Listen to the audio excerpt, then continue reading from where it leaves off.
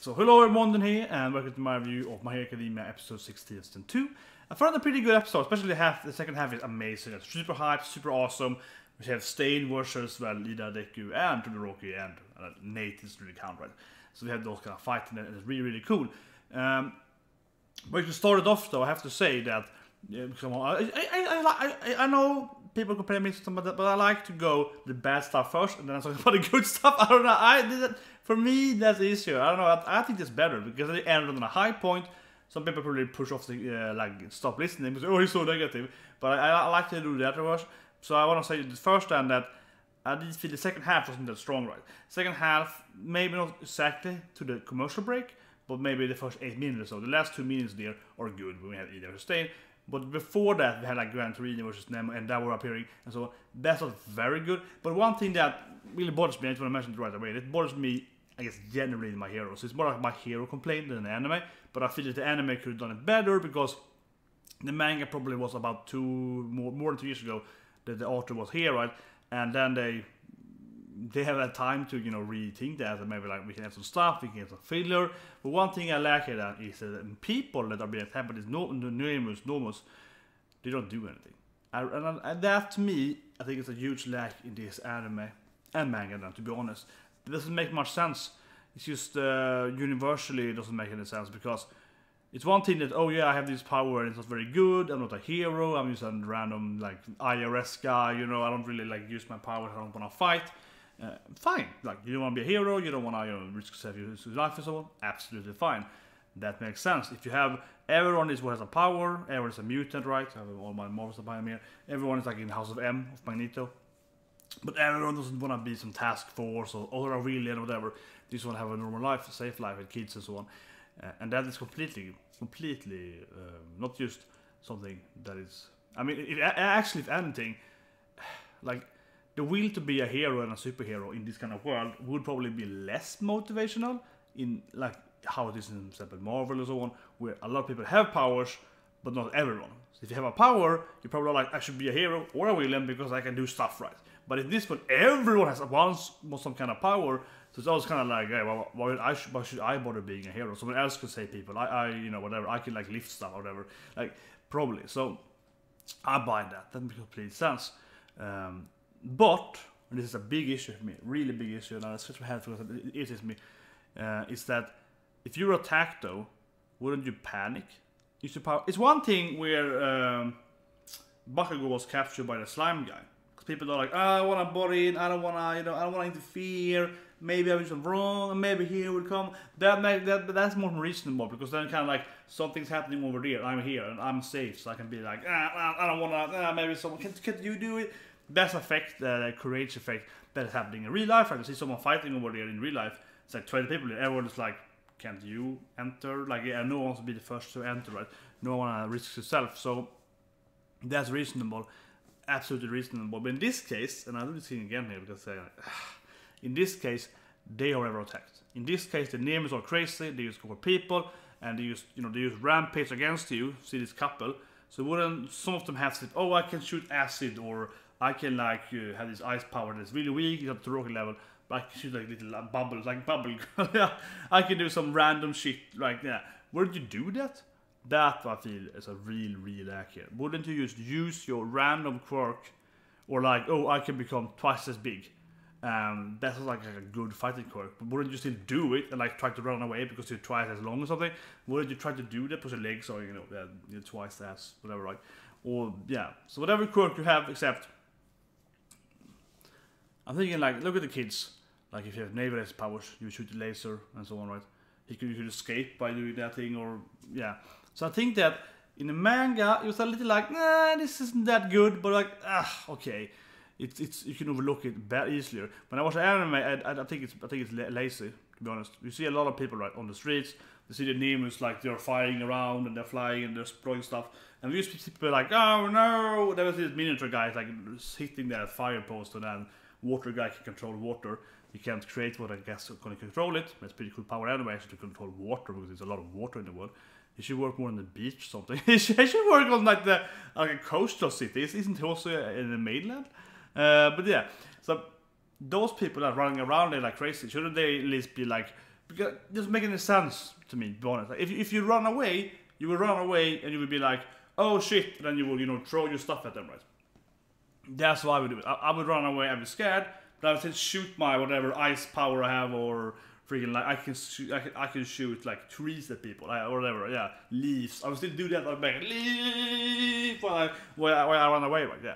So I think that's the thing in the anime, especially in the anime, should have been so much more explosive. And that's why I think the first half is boring, because not only is it kind of boring because you want to see Stain and so on, but also because you really feel that they're really letting down these normal people, but they all have one quirk each. So they should have, but there's a lot of random shit should happen at those rampage things. Like there's 4 monsters rampaging around. Everyone should be like, wow, shoot my leaf, shoot my this thing, and or you know, become an animal and run away. Like yeah, like that actually is really boring. Why is everyone running as human? Like everyone is running away. It looks very human, right? Shouldn't someone be like, oh, I can transform into a bird or something and fly away, right? Shouldn't someone do that and have like, I can become this animal, I can transform to a car, like, you know what, someone should, I think that I think is a little lame. Really do. But that being said though, so that is the first half, that's why I don't like the first half primarily, because it feels like it should be so much more explosive. It doesn't have to be like a serious contextual storyline there, but all this explosion shit should be a lot worse, right? Or a lot more effectful. So anyway, second half, really awesome. Stain, but I suppose say the first thing. I don't want to be super negative though, but I mean, that's something that bothered me for the manga as well. Probably for, I read the manga for about a year, weekly, so it's really been bothering me for like a year or so. It's like, oh, really? Why don't people do anything more? Because it made sense, as again with the book report, you should really emphasize, it makes sense there, because that's a classic thing when someone is fighting, someone is injured, and everyone is like, are you gonna help him? I mean, I want to help him, but if you want to help him before me, I'm not going to help him, so you can help him. Like, yeah, that's the thing. And no one really wants to interfere, but in this case, everyone's being attacked towards you, right? This is not a situation where you can say, I don't know, I don't want to get involved, but this is like, you are involved, because they are trying to kill you, personally. So you use whatever means you have. It feels like everyone's running around with a gun in that world, right? Everyone has a gun at the holster here. And you would shoot with it while you're running if you had a gun with you, right? If someone is attacking you with a machine gun. Even if they're taking you with like, I think, a machine gun or a bazooka, you should try to shoot them first, because you still have the option to do it. So you would take the option. Or even if you're running, you will run and shoot, right? So anyway, let's go on. Second half, really awesome. I love the Stain part, of course. See his quirk works. He gets the blood, then he can paralyze them, and if he wounds them in the blood, he gets somewhat wounded, right? But that's mad for him. It's really cool, but right away it feels like Deku can like overcome it. It's like a minute or something. Yeah, he would have died in 1-1, but it's like, yeah, okay, he has so much willpower, so he can overcome it.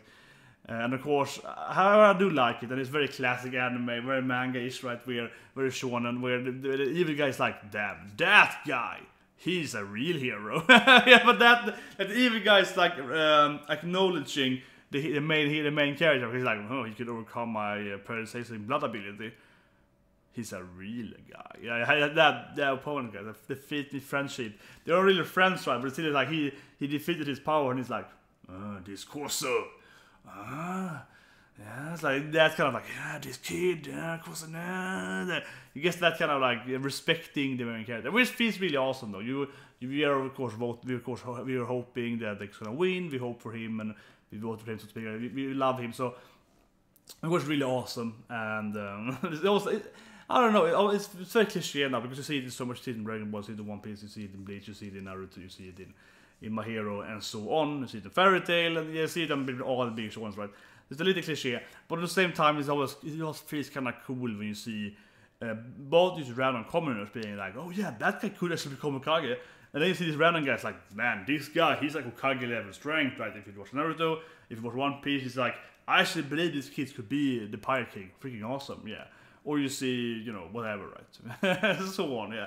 And it's kind of like here, the bad guy is like, oh man, this guy, he could actually be a hero. He can overcome my power. Oh, wow, nice. I have to kill him fast. Yeah, like you get that kind of...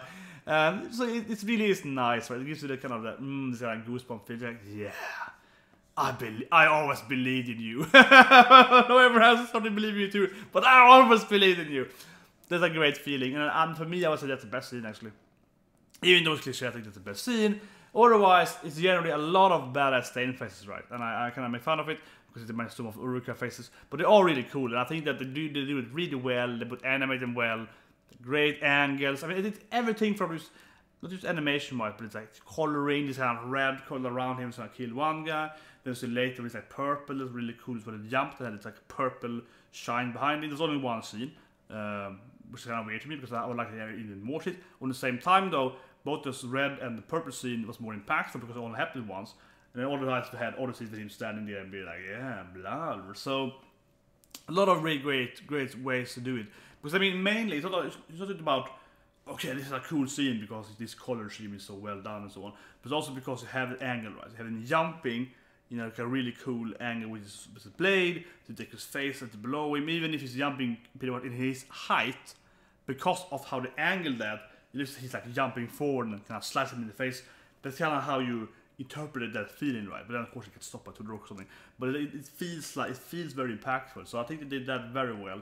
And that's what I feel is generally this whole battle. And it's very similar to the Urika and Bakugo fight there. Like it's very good choreography, but also then again there with different faces and different angles, right? So that's very good. But also probably because they do keep those like special color panels, what you call it. You keep them rare, right? You keep them like this is the moment you're gonna use this thing. That makes it look more impactful, I suppose. So it's a good way. And the whole Ida thing is so interesting, right? He's very frustrated. He wants to beat himself. He of course wants. I think it's pretty good. He really wants to, of course, be the one that defeats Stain. But a little though, he does irritate me a little though, in the sense that it's like, man, Ida, you're already lost. You're already lost, Ida. Don't sit there and complaining your friends saving you when you're already dead, pretty much. You're literally dead if they didn't arrive, like twice or already died. So it's like, maybe you should accept it. You can't beat this guy alone. However, though, he has to kind of build up, right? And the end is kind of like he started to move again, so because he doesn't have the willpower to come. And that is a little weird, though. I think it's a little weird, and I don't think it's ever explained in any manga or whatever either. And it's just kind of weird how, I mean, he has enormous hatred for Stain and like, oh, I'm gonna kill me, but like, yeah, leave me alone, you idiots, I wanna win myself and so on. So he has enormous willpower to say that and, you know, commit to that.